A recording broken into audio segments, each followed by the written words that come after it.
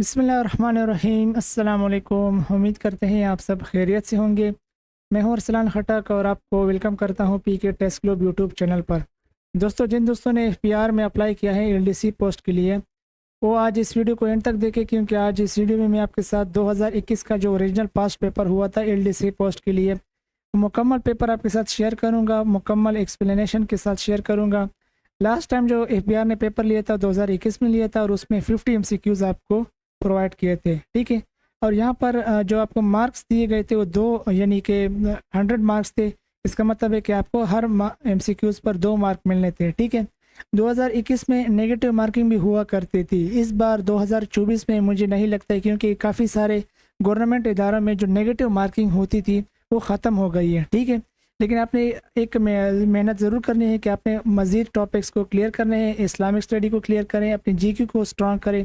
इसके साथ साथ एवरीडे साइंस और कंप्यूटर के एमसीक्यूज़ भी काफ़ी अच्छी स्ट्रॉन्ग करें। बहुत कंपटीशन होगा, क्योंकि पूरे मुल्क से लोग अप्लाई करेंगे। आप जानते हैं कि एलडीसी की पोस्ट के लिए वैकेंसी थोड़ी सी ज़्यादा होती है यूडीसी के मुकाबले में, और इसमें कंपटीशन ज़्यादा होता है, ठीक है। तो आपने मेहनत ज़्यादा करनी है, अपने टॉपिक्स को अच्छा करें, अपने इंग्लिश ग्रामर बेहतरीन करें, और इंशाल्लाह ये टेस्ट कोई मुश्किल नहीं है, ठीक है। स्पेशली आप पाकिस्तान स्टडी और जीक्यू की अगर आप थोड़ी बहुत मेहनत कर लेते हैं तो मुझे उम्मीद है कि आप इस टेस्ट को पास कर पाएंगे आसानी के साथ। तो चलिए पास पेपर हम शुरू करते हैं। पहला क्वेश्चन है हमारे पास, Lucknow pact was made between dash. जो लखनऊ पैक्ट हुआ था ये 1916 में हुआ था, ठीक है। और ये हुआ था इंडियन नेशनल कांग्रेस में के दरमियान और मुस्लिम लीग के दरमियान, ठीक है, ऑल इंडिया मुस्लिम लीग के दरमियान। जो ऑल इंडिया मुस्लिम लीग जो पार्टी थी उसमें सारे के सारे लोग मुसलमान थे, और जो कांग्रेस जो पार्टी थी उसमें हिंदूस थे, अक्सरियत हिंदूस की थी, ठीक है। मिक्स थे लेकिन अक्सरियत हिंदूस की थी। तो क्या हो गया, ऑप्शन सी हमारा करेक्ट आंसर हो जाएगा। क्वेश्चन नंबर 2 है, after the better of Plassey, Plassey जंग के बाद ब्रिटिश एनेक्स्ड। ब्रिटिश ने किस यानी किस चीज़ को अनेक्स किया। अनेक्स का मतलब होता है मुंसलिक करना, शामिल करना, ठीक है। Deccan city, Jodhpur city, Bengal city. Bengal को जो बंगाल है वेस्ट इंडिया और जो बांग्लादेश का हिस्सा है, ये ब्रिटिश उसमें ईस्ट इंडिया कंपनी में क्या किया, शामिल कर दिया था, ठीक है। तो ये एमसीक्यूज़ का करेक्ट आंसर है ऑप्शन बी।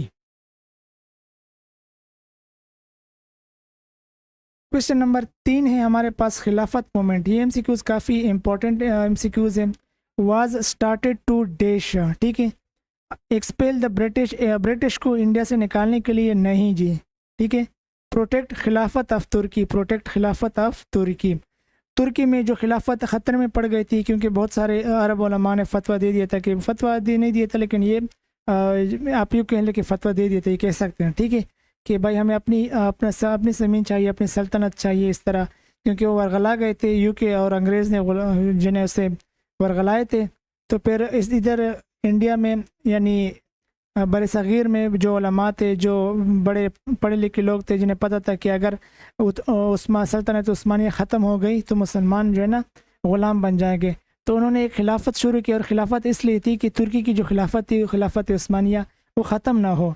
लेकिन चूँकि वो ख़त्म हो गई तो लिहाजा अब उसी का आप नतीजा है कि अभी तक जो है ना तुर्की में भी ग़ुलामियतें हैं, अरब भी सारे के सारे ग़ुलाम बन गए हैं, पाकिस्तान भी ग़ुलाम बन गया है, क्योंकि जो हमने खिलाफत छोड़ दी थी, तो बस उसी के अब साइड इफ़ेक्ट हमें नज़र आ रहे हैं, ठीक है। तो इस क्वेश्चन का जो करेक्ट आंसर है वो है ऑप्शन बी, प्रोटेक्ट खिलाफत ऑफ तुर्की। Egypt is located in dash, Egypt जो है ना अफ्रीका में वाक़ है, ठीक है, कॉन्टिनेंट अफ्रीका में वाक़ है।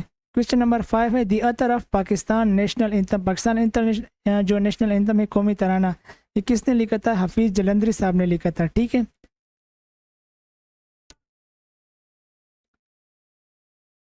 क्वेश्चन नंबर 6 है हमारे पास, इसे पूछा है, dash is the deepest, deepest ocean, ठीक है। डीपेस्ट कहते हैं सबसे गहरा, ओशियन कहते हैं बहरल को, ठीक है, बहर को, यानी समंदरों के समंदर को।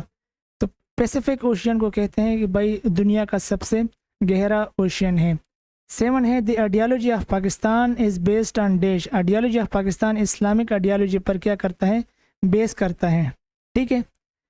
क्वेश्चन नंबर 8 है, Bahadur Shah Zafar was imprisoned by English and dash in Bengal, ठीक है। ये बंगाल में इसको क्या किया था, जो है ना तकरीबन इसको कैद में रखा था, ठीक है। रंगून आपने नाम सुना होगा। तो ये बर्मा म्यांमार में इसकी और जेल है, मशहूर जेल है, वहाँ पर इसको रखा गया था।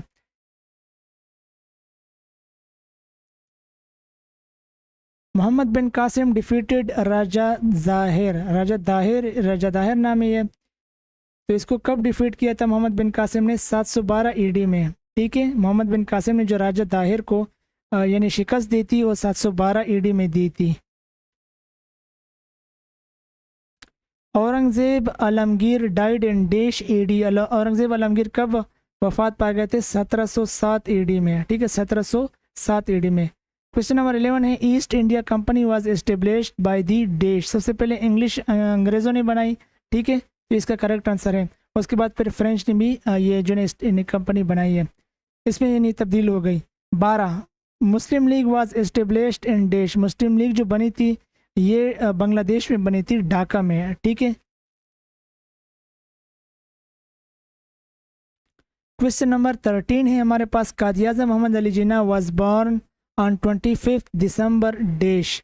1876 में पैदा हुए थे। ठीक है, 1876 में पैदा हुए थे। कहाँ पैदा हुए थे? अगर आपको इसका आंसर मालूम है तो मुझे नीचे डिस्क्रिप्शन बॉक्स में ज़रूर बताएं। क्वेश्चन नंबर 14 है the word Urdu is derived from the dash language. Turkish language का ये लफ्ज़ है उर्दू। क्वेश्चन नंबर 15 है UNO was established after first world war, after second world war. ठीक है, करेक्ट आंसर है आफ्टर सेकेंड वर्ल्ड वार। ठीक है, यानी दूसरी जंग अजीम 1945 में तकरीबन ख़त्म हुई थी और उसके बाद फिर 1947 में लगभग या 1946 में मेरे ख्याल में ये बनी थी। 45 में ये यूएनओ बना था।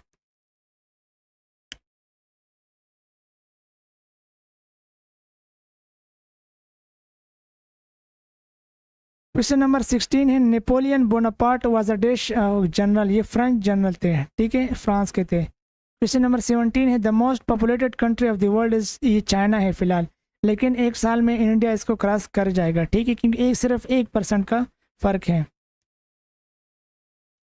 क्वेश्चन नंबर 18 है financial year in Pakistan starts from dash. Pakistan का जो फाइनेंशियल ईयर है ये 1 जुलाई से स्टार्ट होता है। ठीक है दोस्तों, तो इस तरह के MCQs आते हैं। क्वेश्चन नंबर 19 है dash is the capital of Israel. Israel का कैपिटल क्या है? जेरूसलम है, यानी जो बैतुल मुक़द्दस है ये इसराइल का कैपिटल है। और ये कैपिटल किसने बनाया था? ये अगर आपको इसका आंसर मालूम है तो मुझे नीचे डिस्क्रिप्शन बॉक्स में बता सकते हैं। 20 है US was discovered by dash. US को किसने ईजाद किया था? यूएस को ईजाद किया था मार्को पोलो ने। ठीक है, सॉरी कोलंबस ने ईजाद किया था। ऑप्शन सी इसका करेक्ट आंसर है।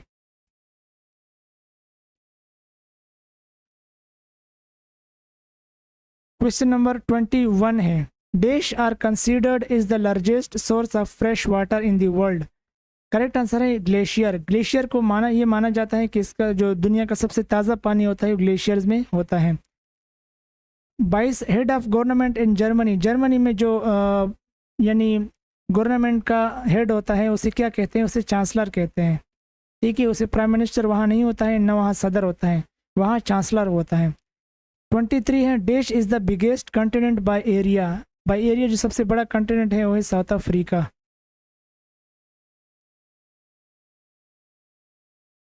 Largest religion of the world is dash. दुनिया का सबसे बड़ा मज़हब कौन सा है? क्रिश्चियनिटी है। ठीक है, उसके बाद फिर इस्लाम है दूसरे नंबर पर। Gautama Buddha was born in dash. ये इंडिया में पैदा हुए थे। ठीक है, 1 metre is equal to dash. 1 metre is equal to 1000 millimetres, 100 centimetres, both A and B. Correct answer है option C, both A and B. अगर आप मिलीमीटर में चेक करना चाहते हैं तो 1000 मिलीमीटर के बराबर होता है 1 मीटर, और अगर आप सेंटीमीटर की बात करते हैं तो 100 सेंटीमीटर के बराबर होता है। ठीक है, क्वेश्चन नंबर 27 है जिसमें पूछा गया है कि the largest democratic country the world is dash. India सबसे यानी डेमोक्रेटिक कंट्री सबसे बड़ा। ठीक है, question number 28 Spain was conquered by dash. Spain conquered किया था तारिक बिन जियाद ने। ठीक है, क्वेश्चन नंबर 29 है ये the earth moves from west to east. ठीक है, west to east. Question number 30 है continent of dash has no desert. Asia, South America, North America, none of these. Correct answer है नन ऑफ दीज। ठीक है, इन सब में जो ना डेजर्ट मौजूद है, सहारा मौजूद है। करेक्ट आंसर है बराज़म यूरोप। यूरोप जो है ना उसमें कोई डेजर्ट नहीं है। ठीक है, क्वेश्चन नंबर 31 है, Harappa is located in Sindh, ये सिंध में वाक़ हैं।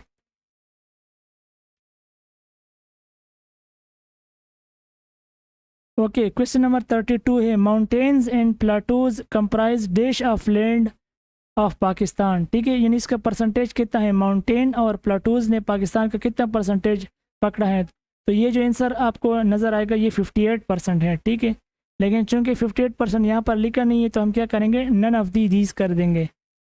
इन imaginary line that runs from north pole to south pole. ठीक है, नॉर्थ पोल से साउथ पोल जो लाइन जाती है उसे लॉन्गिट्यूड कहते हैं। ठीक है, और जो ईस्ट टू वेस्ट जाती है उसे लेटीट्यूड कहते हैं। ठीक है, CPEC stands for dash, China Pakistan economic coordination, ये भी नहीं है। ठीक है, चाइना पाकिस्तान इकोनॉमिक कोऑपरेशन, ये भी नहीं है।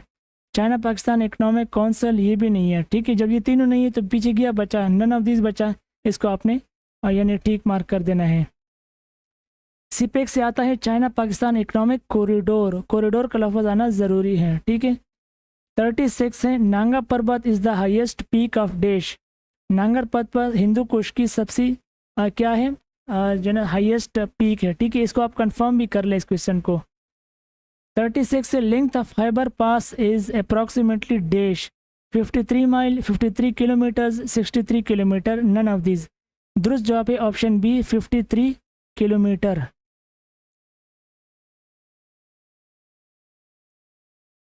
ओके, क्वेश्चन नंबर 37 है, Kirthar hills are located along the border of dash, Sindh और बलूचिस्तान के दरमियान जो आपस में बॉर्डर लगते हैं वहाँ पर ये कीरतार हिल्स पाए जाते हैं। क्वेश्चन नंबर 38 है, Pakistan coast line is about dash, जो समुद्री लाइन है हमारे वो कितनी है, 1050 मील नहीं, 1050 किलोमीटर नहीं, 1150 किलोमीटर नहीं, हमारी जो लाइन है वो है 1046 किलोमीटर। चूँकि 1046 किलोमीटर 1050 के करीब है तो हम इसी को क्या कर लेंगे, यानी टिक मार्क करेंगे, 1050 किलोमीटर। ओके, देरावड़ फोर्ट जो किला देरावड़ है ये कहाँ पर वाक़ है, ये पंजाब में वाक़ है, बहावलपुर में, पंजाब इसका करेक्ट आंसर है। क्वेश्चन नंबर 40 है, length of Siachen glacier is dash, 75 kilometre इसकी लंबाई है सियाचिन ग्लेशियर की। Okay, we must be respectable to our senior. ठीक है, we must be respectable to our senior. You must place order for purchase of dash. अब यहाँ पर आप गौर करें, एक है स्टेशनरी ई वाला, ठीक है, यानी NERY, और एक है स्टेशनरी ARY वाला। आपका जो करेक्ट आंसर है वो है ए वाला। ठीक है, इस स्टेशनरी का मतलब ये है कि ये जो पेन, पेंसिल, कागज़, गत्ता वगैरह है इसको स्टेशनरी कहते हैं, और ये जो ARY वाला है इसको मूविंग ऑब्जेक्ट कहते हैं। ठीक है, फिजिक्स का वर्ड है।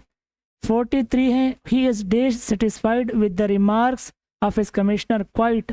अब क्वाइट की स्पेलिंग क्या है, QUITE। ठीक है, ये करेक्ट स्पेलिंग है।